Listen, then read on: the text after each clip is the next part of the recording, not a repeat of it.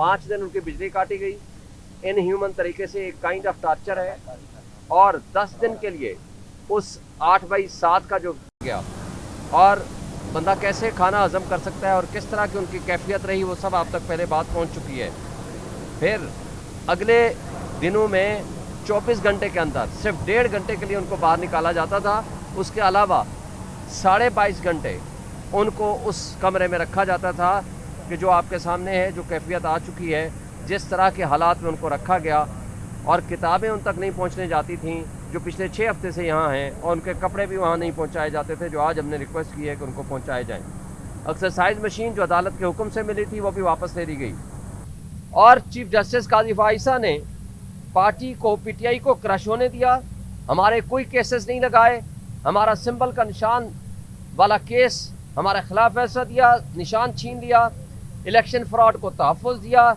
इस सारे corrupt system का सबसे बड़ा वो उसके ऊपर शेल्टर हो के बैठे रहे। और 3 प्रॉपर्टीज़ उनकी लंदन में थीं, और वो जो लंदन में प्रॉपर्टीज़ थीं और नैब तरामीम के ऊपर बैठ के उन्होंने फैसला दिया, चूँकि उनका कन्फ्लिक्ट ऑफ इंटरेस्ट था।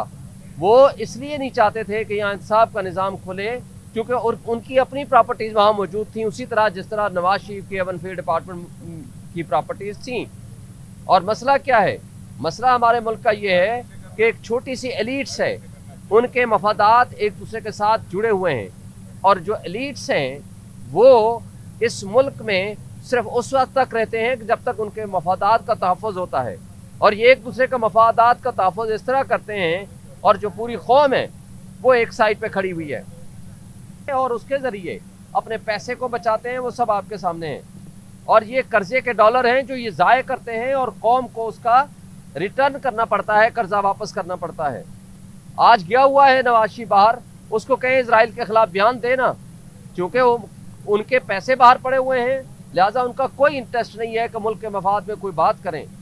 और इसी तरह काजी फाइसा ने जिस तरह हुदैबिया पेपर मिल, जो मनी लॉन्ड्रिंग की बुनियाद थी, उसको बंद किया टेक्निकल ग्राउंड्स पे, और उसमें भी ये सिर्फ नवाज शरीफ को बेनिफिट करने और उसकी फैमिली को बेनिफिट करने के लिए ये मफादात उनको दिए।